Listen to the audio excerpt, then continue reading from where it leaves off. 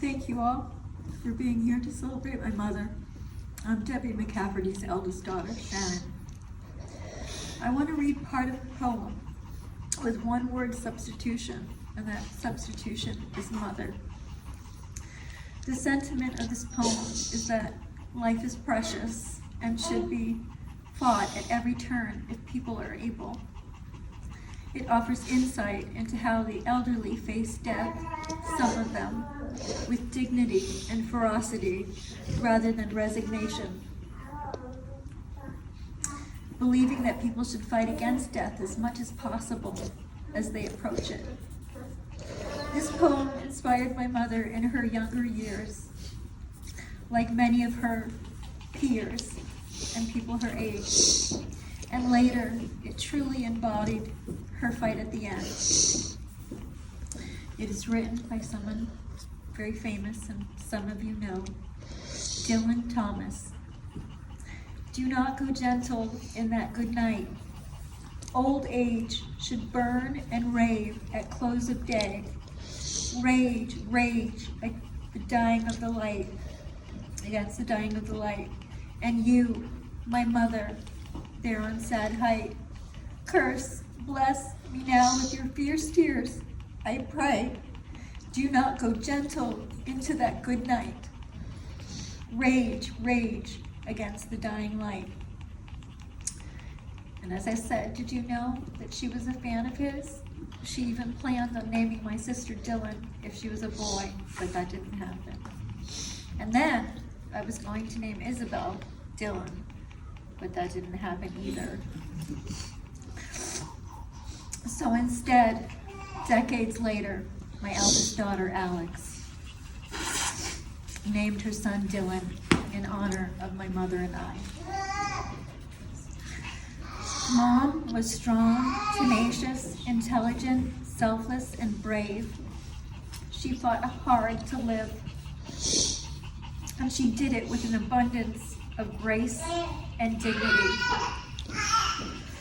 For her family, she did it for us.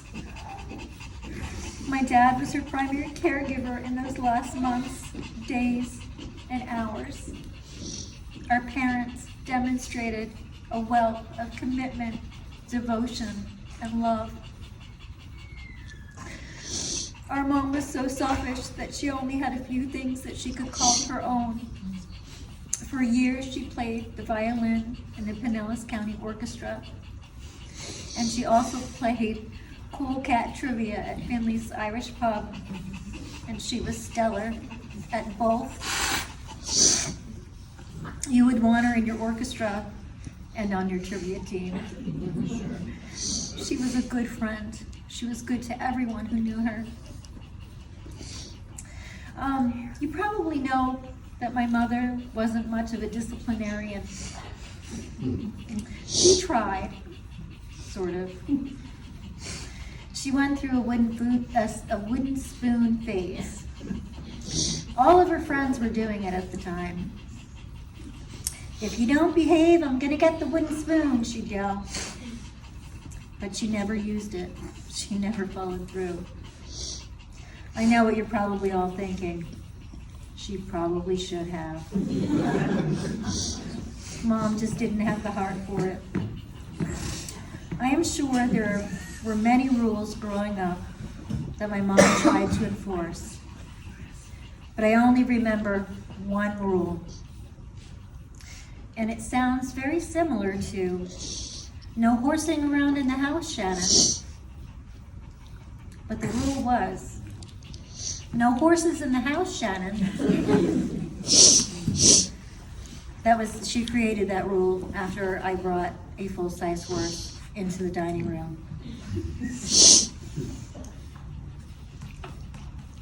If I were to take the time to tell you about all the things my mom did for us, it would astound you. Her children, her grandchildren, her great-grandchildren, her friends, just everyone. But it would also take more time than we have. I was able to spend a few days with her in April this year. In May, Erin cleaned for her on Mother's Day. Izzy cooked and cleaned for her all the time. Not to mention they got their nails done all the time too. In the second week of June, her family traveled down to New York to visit. My mom had so many family members gathered around her that weekend, including her 93-year-old father and her siblings. Well, I cried in Tennessee because I wasn't there with them and I missed her so much.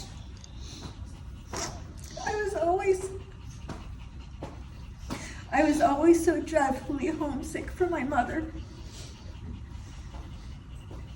Izzy and I talked to her every single day the third week of June, sometimes more than once, a lot more times than once on any given day.